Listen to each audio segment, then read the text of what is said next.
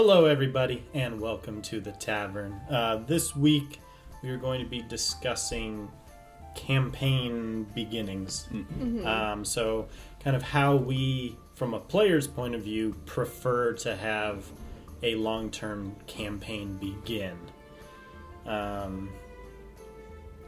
Start left to right? I guess, there's a lot of different ways to start a campaign, and we've definitely, we have not completed many campaigns, but we have started many. We've started a lot of campaigns. They all start a little differently, especially depending on which DM we have, which of our friends is DMing. So, Matt, if you want to lead off. So, I think my favorite way to start a campaign is, I prefer having, if not all together, at least in like close proximity, having the entire group. And I like kind of knowing who the people are to begin with, at least part of my group, so I can not be the loner in the group and be like, hi, my name, we don't like you. Sorry. Just, no. But, like... So you like to know the other party members rather than being like, let me introduce myself. Right, so in-game, you're all familiar with each other. And in somewhat close proximity. Well, That's good. Yeah, familiar, like... Maybe we're part of the same, like, adventuring party, or maybe, like... You live in the same town. Exactly. Like, you kind of know each other. Like, you don't know each other. Like, that's what dramatic reveals are for. Yeah, exactly. The drama. Yeah.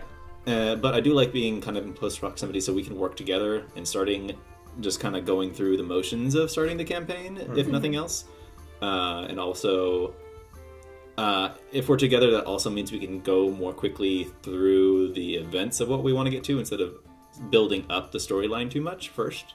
I can see that. That's a good way to start off. Yeah, a nice gradual lead in, because if it's a campaign, you're expecting this to go along, like go for a while, so it's good to have that kind of introductory, but without like completely having zero background of what's going on. Yeah. True. I'm all for not knowing anything and not knowing anybody, though. So, as a player, generally... Sorry that you're gonna, like, fuck with it. No! I don't mind if I don't know the other people in the party and we're kind of just tossed together, or if we happen to meet in a tavern and things like that. That's like the stereotypical Dungeons and Dragons starting off a campaign is you are all in a tavern, etc., etc. But I'm totally happy with that because, one, taverns have the most, like, weird, fun atmosphere to get to know people in. It's a good icebreaker setting. Exactly. Plus so, you can set it like, on fire. Yeah, so when it's like the DM says you are in this tavern and you notice this thing, and then you find out that the rest of your party, or your future party, I guess, is all also in the tavern, also noticing this thing, depending on perception checks. And then you get to kind of band together over one situation, rather than being like, you all answered an ad, and so you're on the road right now. Although I do enjoy also, it's like you've gone on a few adventures, but you get to decide whatever you've told the other people or how much they know about you. You get to decide who you like and dislike a little bit. So that's kind of how I like to start off, is usually the, like, in a tavern setting. I like knowing a lot of information about the world, but not necessarily about the quest. It's kind of like similar to what you, but like, because my character, especially if the DM has created their own world that I can't just do my own background research on, but it's like, theoretically my character has spent their entire lives living here. So I want to know, I want to know the map, I want to know the names of the places, I want to know the common races, I want to know the current political climate, I want to know all those things because my character should have that background, but I'm okay having no idea what the quest line is going to be. Yeah, like the main plot, essentially, of the adventure. So as long as I know the world that we're, especially since I like to build that into the character, our previous episode was about character building, and I said I really like being able to take the information from the world we're playing in and incorporate that into the character. But I definitely like having the whole group together at the beginning. I don't like when it's like, all right, we're starting with you. Where are you? And it's like, I'm at home. I'm at the store. I'm, out on it. Yeah, and then it's like, then you spend the first couple hours just trying to be railroaded into the same tavern or the same marketplace or the same... Yeah, unless you have, like, good/bad... Like, that's where you kind of can see good/bad characters, because the good characters, or players, essentially, they want to get with the group because we know that that's, like, kind of the end goal, and we're working towards that, and then there's some players that are like... Well, like, if I'm starting out how my character would start out... I'm going over here. I'm gonna go drink in the tavern. And it's like, well, everyone else is going over here. Do you still want to stay doing that? Like, yeah, well, I don't know these people. Like, you run that risk, I think, if you have a separate party. For sure. And then you end up potentially splitting the group. And rule number 1 is don't split the group. Don't split the party. I kind of like... exploring new worlds, though. It is nice to be able to build some things into your character when you're making it. Yeah. And that's pretty cool if you know where your character's from and things like that, but I also kind of like just being thrown into, like, a new situation, because that's how it feels when I very much first started playing D&D. There's definitely the, like, you were kidnapped and you all wake up in this strange place, so in that... sense, then you don't know each other or the world background, or you're transported to a different dimension or something, then you are really thrown into having into a place where you don't have any information, and that's definitely fun. But if you're playing in like an established world, it's like you should know the basics of where you live. I think I just Granted, like, common villagers knowing the geopolitical information for the rest of the world is not exactly common, but... True. We are adventurers, we're not commoners. We're not common folk. Nope. This one is, like, very... Sometimes I like it, sometimes I hate it. Where you start in combat. Like, you guys are a group that already knows each other, and you are starting where you have been attacked at night, and here you go, what do you do? Or like in a tournament or something. Right, you're all in the same place because you entered this tournament or this challenge or something, or you're all in town and the town is being raided, Yeah. That combat right off. That is fun in the aspect of you spent so much time building this character, and right off the bat you get to take it for a test drive. You get kind of show off too to the other characters. And it's a good way of like instantly familiarizing yourself with your powers, your skills, your stats, because you have to like, oh shoot, like I'm in combat, we gotta look at the sheet, we can't role play, we need to like straight to the numbers. Yeah. And then that kind of prepares you for later on because you already know everything. Of course, you should have previewed your sheet. Just because you get the mechanics. But not everybody has the time for that. And you kind of get a distinction of like how well your group works together as well. Yeah, like, are you guys dynamics in combat. Yeah. Like, are you going to be that one loner who's actually tanking everything and everyone else is kind of assisting you, but they're not taking advantage of like strafing, if that's a thing you can do in your edition? So regardless of the interpersonal connections, everybody gets to kind of fill their combat role, leader, striker, defender, and Get that see one wizard who wants to tank. Right. See how well you can work together. So that has a lot of benefits. I know Travis has done, you start in a tournament. I know Bradley way back did, you all wake up in this like dungeon essentially, and you have to find your way out. You're all dungeon strangers, right away. but you have to work together to escape. Fun. Yeah. And so that's like half combat, half group bonding. You put yourself in a dire situation right off the bat, and you kind of streamlines the process of building that group dynamic. See, I like that in theory, but for me, usually if it is like we start right off with combat and we're doing this, sometimes it can just drag on. Yeah. And I don't like when... You don't want Unless the whole it's first session to be combat. Unless it's like some sort of like an intense boss battle that we've been working up for. I don't want combat to last the entire session. No, but that's because I'm like all about story.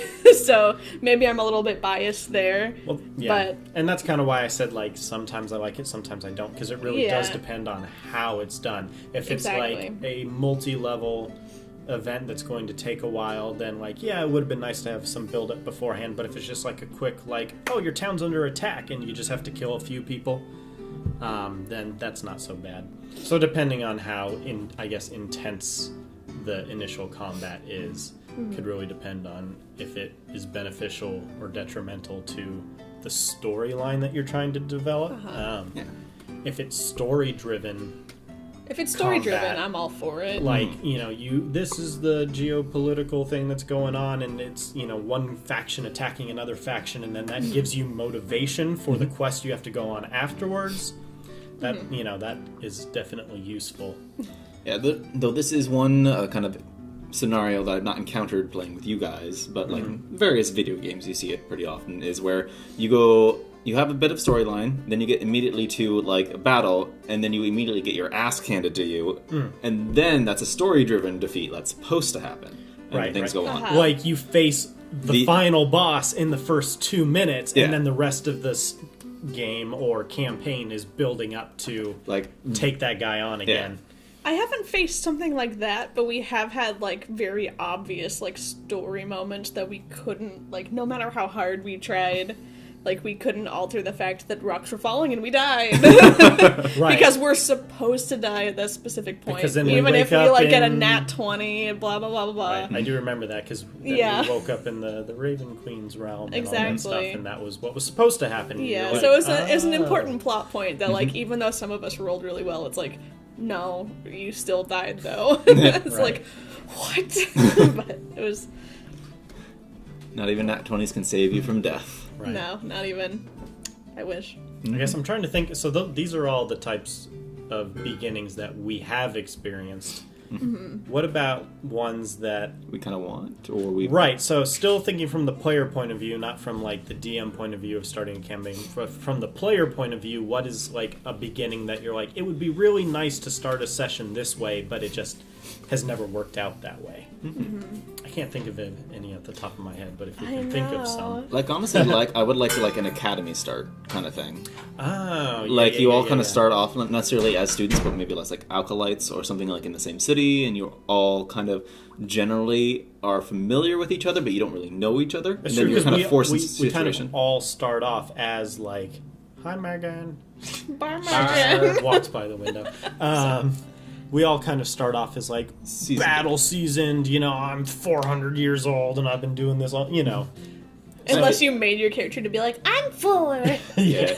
And I feel like that would lend itself a lot to like the building and like character development aspect of D&D, where we start off as noobs and then we get better. We've all been in mage college for 3 years and we're graduating and we're going on our first group quest, but then you have everybody playing potentially the same class? Yeah, well like I said, depending on the academy that you're going to. The academy doesn't necessarily have to be the same just everything. Like, just have something joining everyone together. Yeah, like school. Like, not everyone at school is a jock.